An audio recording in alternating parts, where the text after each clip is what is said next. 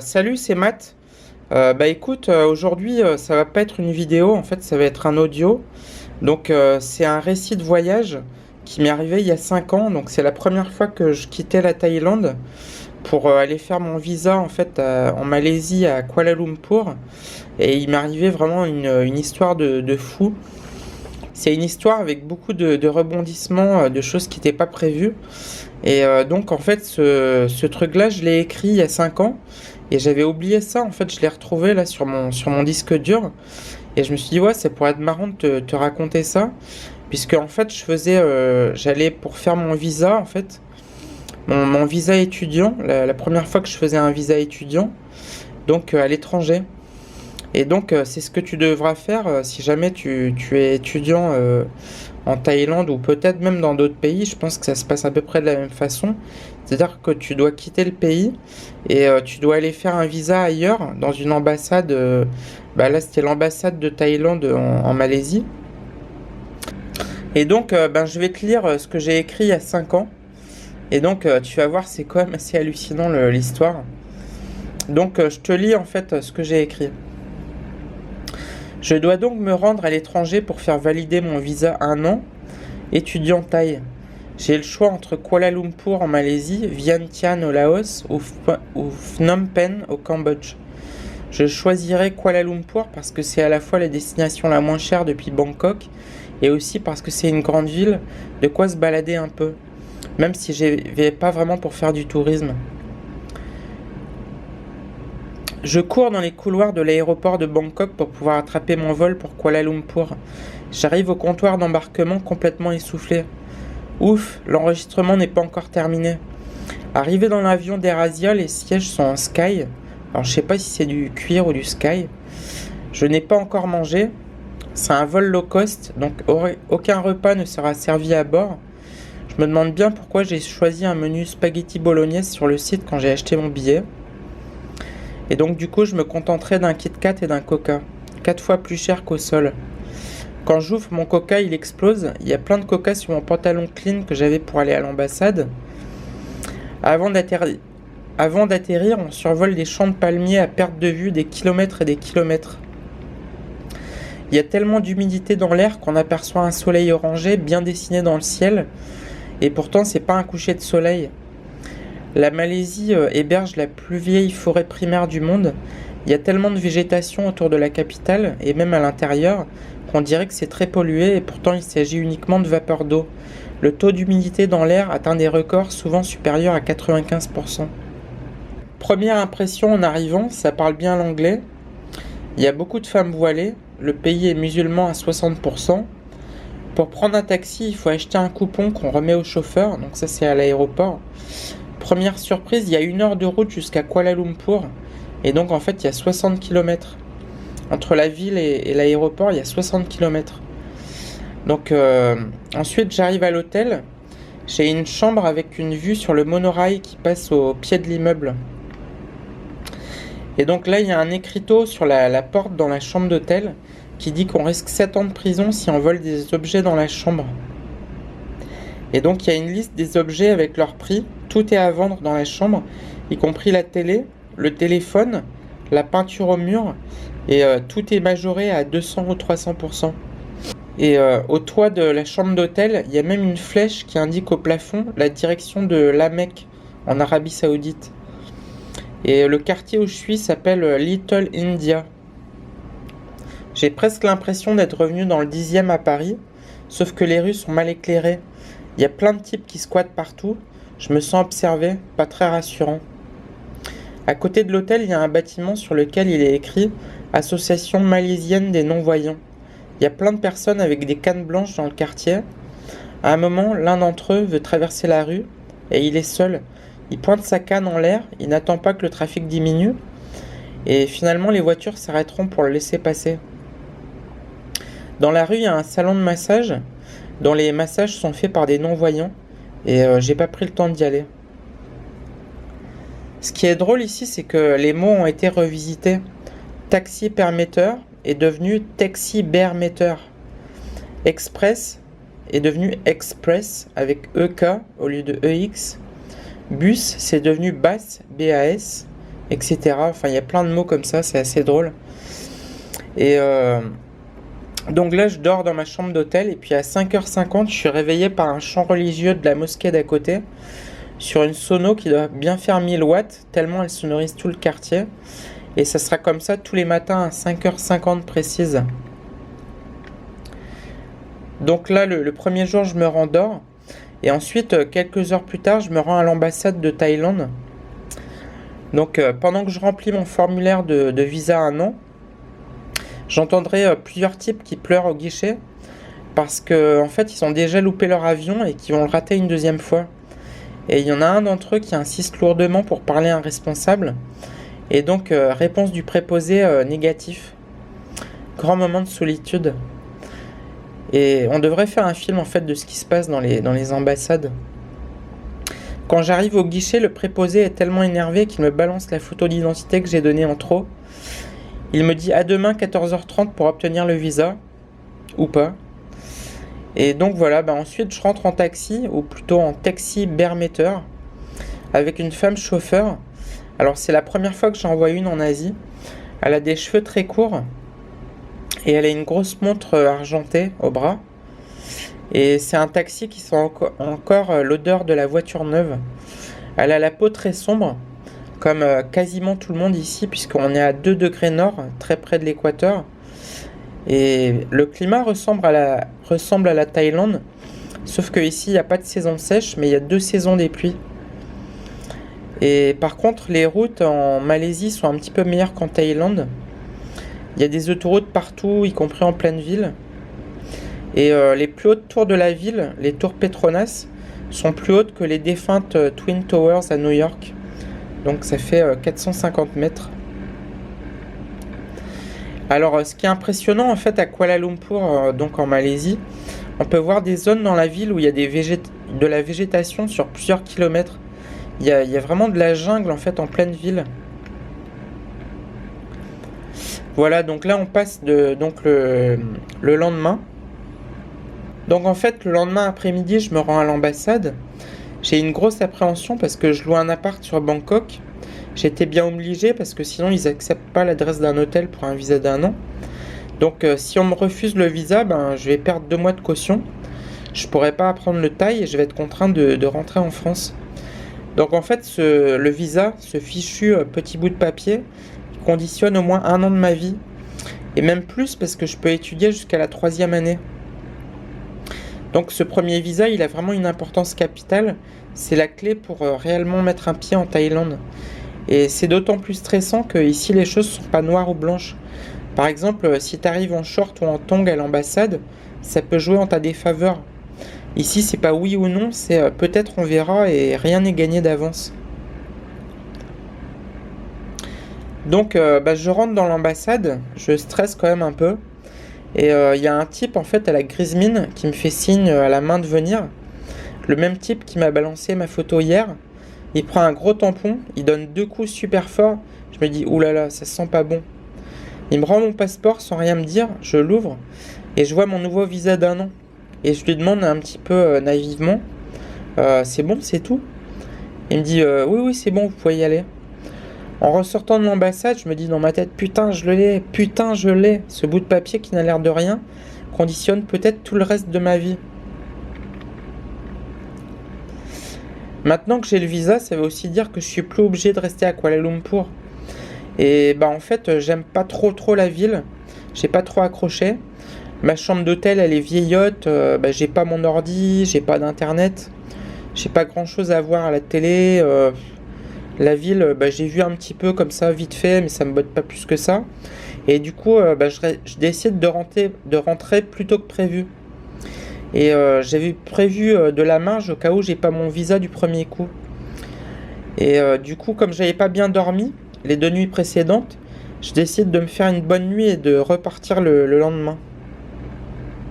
Donc le lendemain, en fait, je me réveille à 11h30 le matin. Et cette fois, j'ai pas entendu la mosquée à 5h50. Donc là, je me prends une douche, puis je fais un check-out de l'hôtel. Je mange dans un resto indien, un poulet au tandoori. Et alors, ils vont réussir à m'arnaquer en me faisant payer le double. Parce qu'au départ, je voulais un poisson au curry avant de changer de choix. Et en fait, c'est une arnaque courante. Je le savais et pourtant je me suis fait avoir. Quand on change de choix, il faut toujours insister 2 ou 3 fois sur le fait qu'on veut plus le premier plat. Donc je me suis retrouvé avec 2 plats en fait. Alors ensuite, je me rends dans le cybercafé d'à côté pour voir sur le site d'AirAsia, la compagnie aérienne, pour changer mon billet. Et donc c'est un cybercafé qui est rempli d'Indiens qui surfent en bas débit sur des ordis des années 90. Et c'est tout petit quoi, les chaises sont presque collées entre elles. Et pendant que je surfe, en fait, j'ai 2 Indiens à ma gauche et à ma droite qui regardent ce que je fais. Je m'aperçois que l'aller était bien modifiable, mais pas le retour qui a été une promo web, et donc que je peux pas modifier. Et c'est dommage parce que j'aurais bien aimé que ce soit l'inverse. Du coup, si je veux rentrer aujourd'hui, j'ai pas d'autre choix que d'acheter un autre billet. Et donc, comme le billet n'est pas cher et que je paye de l'hôtel en moins, je me décide donc à rentrer aujourd'hui. Malheureusement, le prochain vol, il est dans moins de 4 heures. Et sur le site, c'est marqué qu'à moins de 4 heures du départ, il faut se rendre dans un point de vente AirAsia. Et dans un sens, ça m'arrange parce que j'ai pas à sortir ma carte bancaire. Et donc, mes voisins indiens, ils auraient vu toutes mes infos de paiement en clair sur mon écran. Donc, en fait, je décide d'aller à l'aéroport. Je me dis qu'au pire, si je loupe celui qui part dans 3 heures, je pourrais encore avoir le dernier vol dans la soirée. Donc là, je prends un taxi vers l'aéroport. Et c'est un Indien dans une très vieille voiture. Et donc, c'est marrant, il me pose plein de questions. Déjà, il me demande, il est riche ton père? Alors, je lui dis pas tant que ça. Il est chef de rayon dans un hypermarché. Alors, il veut connaître l'âge de mon frère et ma sœur. J'explique que mes parents sont séparés quand j'avais 3 ans. Là, il veut savoir si mon père a versé une pension alimentaire. Enfin, c'est totalement délirant comme conversation. Et ensuite, il va me montrer fièrement des kilomètres et des kilomètres de champs de palmiers. Il va aussi me montrer le circuit de Formule 1 qui est connu mondialement pour son Grand Prix de Malaisie. Donc ensuite, arrivé à l'aéroport, je me rends au guichet d'AirAsia. Et donc, alors là, c'est hallucinant parce qu'ils me disent à moins de 4 heures du départ, on peut rien faire pour vous. Alors que sur le site, c'était marqué qu'à moins de 4 heures du départ, il faut se rendre dans un point de vente AirAsia. Donc ça veut dire que c'est n'importe quoi. Donc alors là, je réfléchis et puis je me dis, écoutez, donnez-moi le dernier vol du jour. Donc c'est dans 4h30, donc je peux encore acheter le billet. Donc là, je me dis, ouais, c'est cool, ce soir, je dors chez moi. Et puis en revenant de l'aéroport, je vais même pouvoir aller me faire un billard avec mes copines Pim et Touk. La salle de billard sera pas encore fermée à cette heure-là, puisque ça ferme à 2h du matin. Donc je me dis, ouais, c'est super, j'ai hâte d'être à Bangkok. Bon, après, voilà, du coup, j'ai 4 heures à attendre à l'aéroport. Bon, c'est pas trop cool. J'ai pas d'ordi. Et puis, du coup, en fait, je me suis acheté un cahier, un stylo. Puis, je vais écrire, en fait, pour passer le temps. C'est en partie l'histoire que je vous raconte là. Je l'ai écrit aussi en même temps à l'aéroport. Et je l'ai fini, en fait, après en arrivant chez moi. Donc là, je suis dans un Starbucks Coffee. Donc, je bois un cappuccino. Et à la table d'à côté, il y a un Japonais qui regarde un film sur son iPad. Donc lui, il est en 2011. Et moi, je suis plutôt revenu dans les années 80 avec mon stylo et mon cahier. Et ensuite, j'en profite pour liquider un peu ce qui me reste d'argent malaisien. Donc il n'y a pas grand-chose, de quoi prendre un tiramisu, une bouteille d'eau. Donc là, à ce moment-là, il me reste encore 1h30 d'attente. Et le temps est vraiment long, quoi, vraiment trop long. J'arrête d'écrire, je sature et je passerai le temps qui reste dehors sur un banc. Il y a tellement d'humidité dans l'air que le soleil ne tape pas trop fort. Donc là ensuite il commence à faire nuit, là il est 21h20. On est à 1h du départ et je commence à me dire qu'il va être le temps d'y aller. Donc je fume une dernière clope. Puis j'ai un peu de temps parce qu'en fait j'ai pas de bagages à enregistrer. Et le check-in, il ferme 20 minutes avant le décollage. Donc c'est à 22h. Et donc en fait, en y allant, je me rends compte que j'ai oublié de dépenser mes dernières pièces. Donc j'achète vite fait 2 barres chocolatées dans une boutique. Et je laisse le reste des pièces à la vendeuse qui est toute contente. Donc, du coup, je me dirige vers le scan de sac au rayon X. Je perds un peu de temps parce qu'en fait, il y a un groupe de Japonais devant moi. Et on me dit, pour Bangkok, c'est le comptoir R08 et R09. Donc, j'arrive à ce comptoir-là et en fait, il n'y a personne. Et je retourne voir l'agent de sécurité. Il me dit que dans ce cas-là, en fait, je dois faire mon check-in sur les bornes automatisées AirAsia. Donc, je me rends vite à la borne. Et à moins d'une heure du départ, vous devez vous enregistrer auprès d'un agent d'AirAsia. Donc en fait, je vais à la borne et ils me disent que je dois m'enregistrer auprès d'un agent. Donc je pense trouver un agent et pas de chance, il y a deux personnes devant moi. Et donc au bout de 3 minutes après, on m'annonce qu'en fait le check-in il est terminé depuis 15 minutes. Alors je demande mais comment ça se fait, le check-in il ferme que 20 minutes avant le décollage. Et en fait le mec il me répond mais en fait il y a deux check-in. Le premier pour accéder au contrôle de sécurité qui ferme 45 minutes avant. Et il y a effectivement un deuxième check-in à la porte d'embarquement qui lui ferme bien 20 minutes avant. Je me dis oh putain mais c'est pas possible quoi, le grand moment de solitude. Et donc là je sors de l'aéroport, je suis abattu. Il est 21h48 et j'ai nulle part où aller. Et il n'y a que de la végétation qui entoure l'aéroport. Il n'y a rien d'autre que des kilomètres et des kilomètres de champs de palmiers et des kilomètres d'autoroute. Et il n'y a même pas une petite ville à proximité qui disposerait d'un hôtel. En demandant à des gens, on me dit qu'il y a un hôtel pas loin de l'aéroport. Ah là, je me dis, ouais, ouf, super. Je vais pas avoir besoin de revenir à Kuala Lumpur, à 60 km de là. Donc je marche environ 3 km le long des immenses parkings pour voitures de l'aéroport. Là, pas de bol, quoi. L'hôtel est complet. Donc j'ai un petit moment de déprime. Et je demande en fait s'il y a un distributeur d'argent à côté de l'hôtel. Et on me dit non, en fait il faut retourner à l'aéroport à 3 km. Mais on me dit qu'il y a une navette tous les 15 minutes. Je me dis ah super, enfin une bonne nouvelle, je vais pouvoir revenir sans avoir besoin de marcher. Donc la navette elle arrive et on me demande de payer 1 mir. Donc c'est une roupie malaisienne. Ça fait, c'est pas grand chose, hein, ça fait 20 centimes d'euros. Le problème, c'est que j'ai donné toutes les pièces qui me restaient dans la petite boutique de l'aéroport. J'ai plus aucune pièce. En fin de compte, j'ai plus du tout d'argent malaisien. Donc, du coup, je retourne à l'aéroport à pied. Et j'ai l'impression d'être dans un mauvais film. Et vraiment, là, je marche le long des parkings. C'est des parkings de voitures sur des kilomètres et des kilomètres. Dans la pénombre, il fait super chaud. C'est pas drôle, je vois plein de voitures qui passent à côté de moi, mais évidemment, je vais pas faire du stop pour aller à l'aéroport parce que c'est juste à 3 km. Et du coup, je suis un peu dépité, quoi. Et puis j'arrive à l'aéroport, et là, il y a un McDo. Puis je me fais un Big Mac, quoi. Je mange quasiment jamais un Big Mac, quoi. C'est pour dire vraiment à quel point je suis dépité. Et en fait, en mangeant, je me dis voilà, que j'ai pas trop d'autres solutions que de retourner à Kuala Lumpur. Mais là, ça me fait halluciner parce que je me dis que tout ce que j'ai fait aujourd'hui, ça a servi à rien. J'ai passé 6 heures à l'aéroport, voilà, juste pour le fun. 120 km de taxi aller-retour.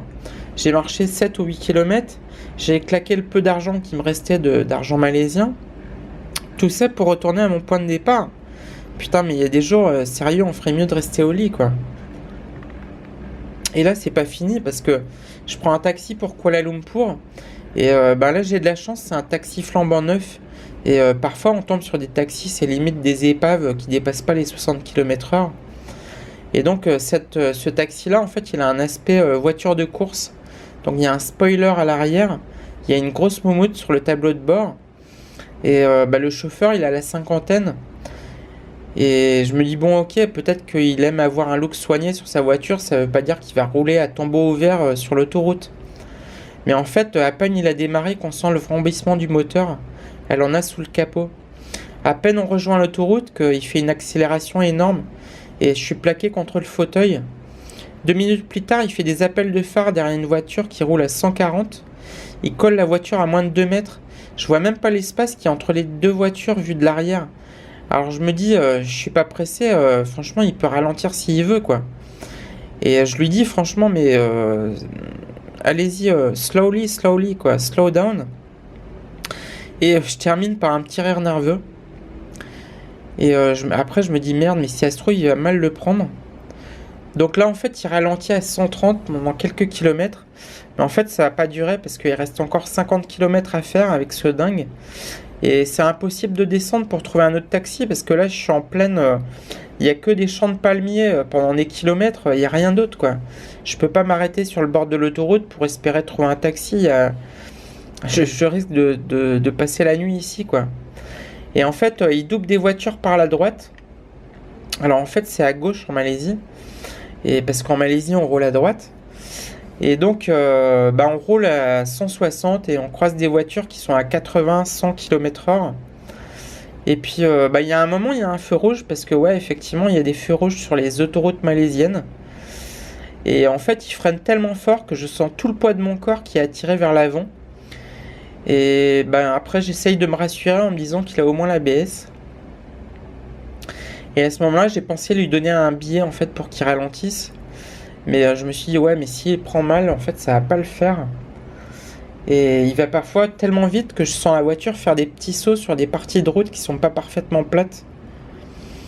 Et à 100 km/h, on sent pas trop les petites imperfections sur la route. Mais à 160 km/h, on les sent vraiment bien. Et en fait, je me suis dit, mais putain, mais si ça se trouve, on va perdre l'adhérence sur la route, quoi. Et donc, jamais il va mettre son clignotant, même en pleine ville. Il va prendre des virages à vitesse excessive. Plusieurs fois, on a failli taper la glissière de sécurité. Et voilà, quoi. Et après, quand il m'a déposé en ville à Kuala Lumpur, j'étais trop content de sortir. En un seul morceau. Et en fait, à minuit, j'ai trouvé un hôtel assez facilement, neuf, pas cher.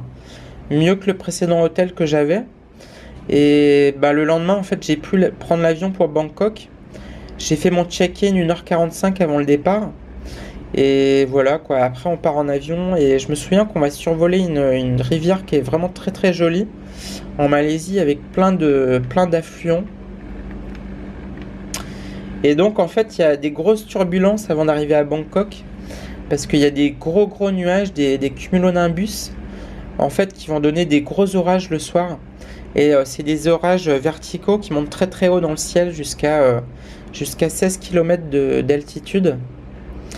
Et une fois que j'arrive à l'immigration, à l'aéroport, donc il y a une Thaïlandaise qui me sourit et qui valide mon visa 1 an avec un tampon.